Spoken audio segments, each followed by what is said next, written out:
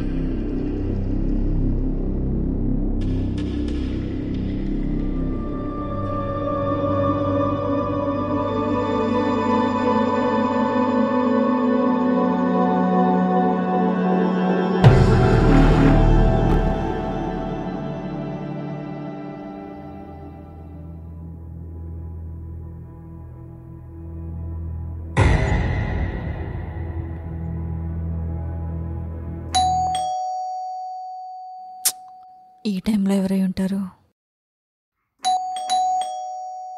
ఈ ఇంట్లో ప్రశాంతంగా చావడానికి కూడా లేదు.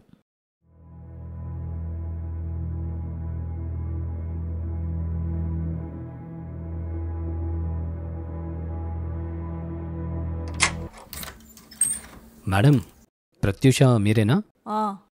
మీ పేరు మీద పార్సల్ వచ్చింది madam. Madam, cash on delivery పెట్టారు మేడం. ఎంత? 960. తెస్తా ఉండు.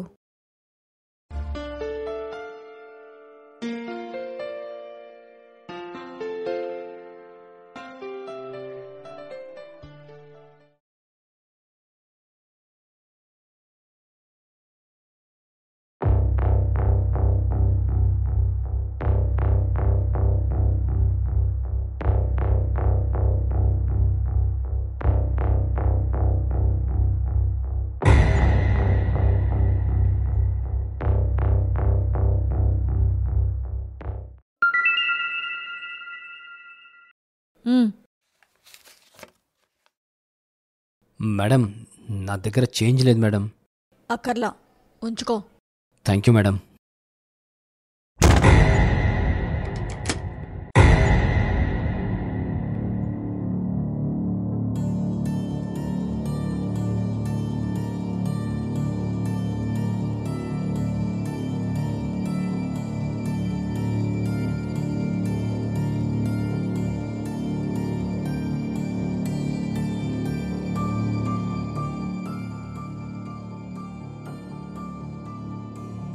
నేను చెప్పి జాగ్రత్తగా విను.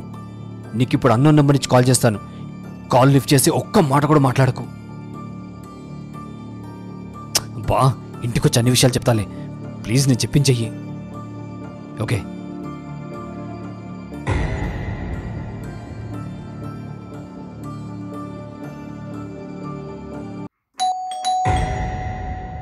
మళ్ళీ ఎవరై ఉంటారబ్బా?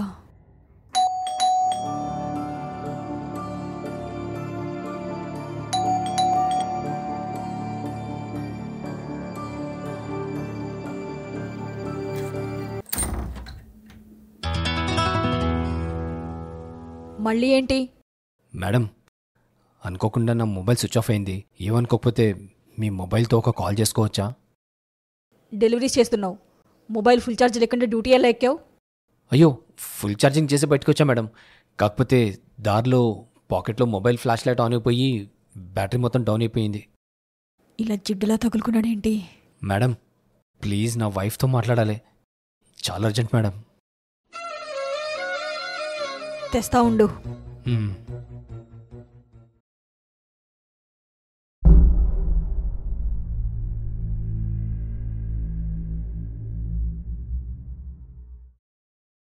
మేడం, లాక్ ఓపెన్ చేసి త్వరగా మాట్లాడివు.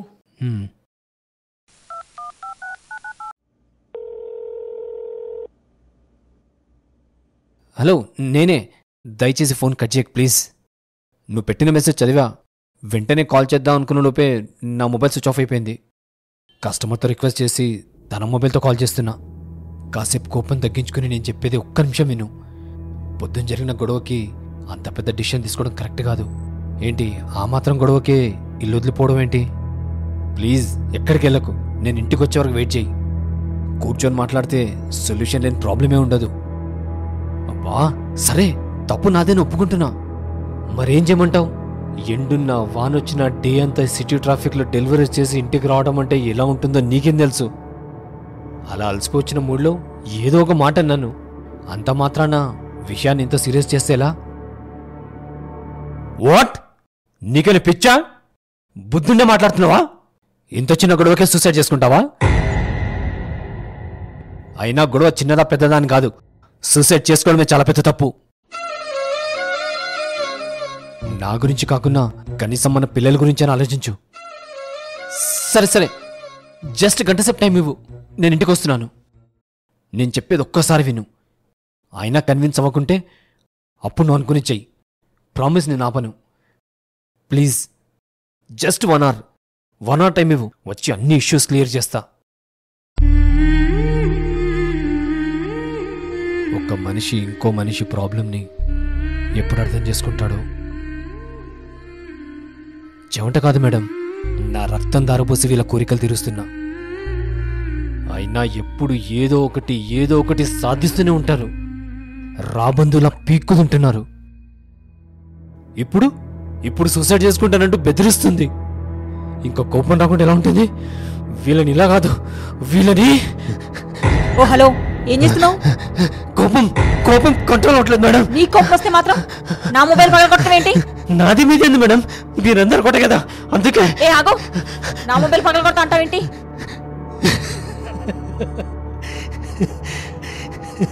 మీ మొబైల్ ఎంతుంటుంది మేడం? మొబైల్ కాస్ట్ 20,000, 30,000, పోనీ 50,000. కేవలం మీరు కొనుక్కున్న వస్తువు అని కొన్ని వేలు ఖరీదు చేసే దాన్ని పగలు కొడతానంటేనే మీకు ఇంత కోపం వచ్చింది కదా.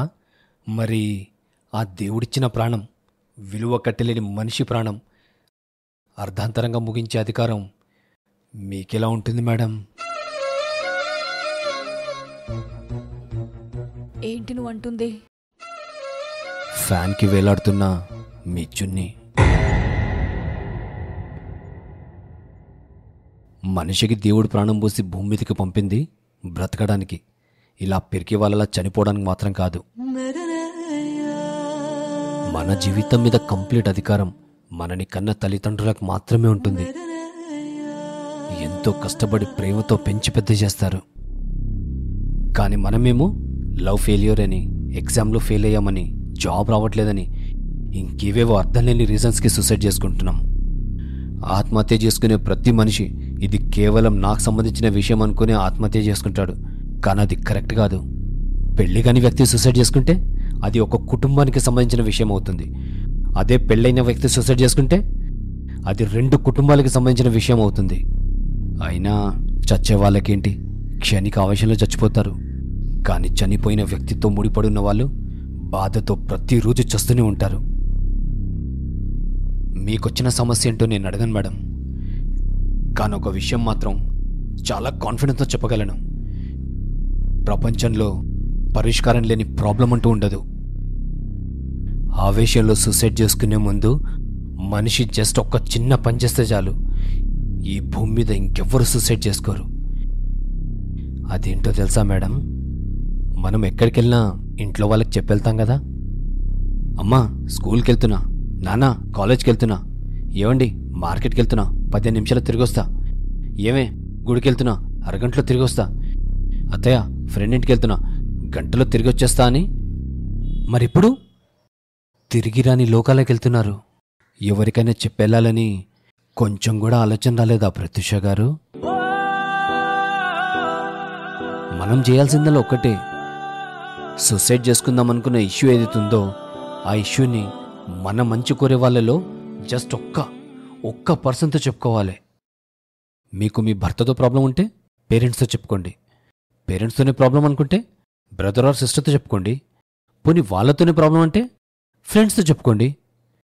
బట్ చెప్పటం మాత్రం మానకండి.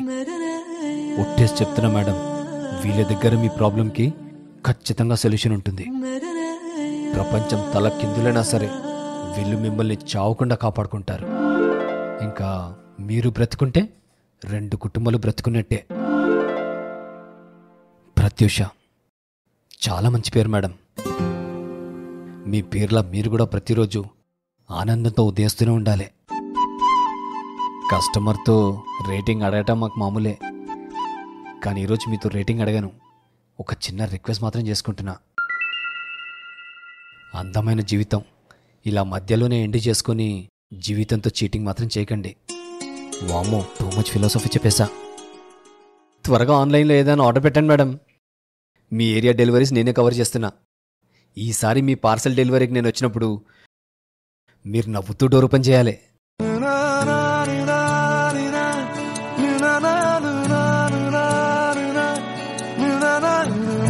మేడం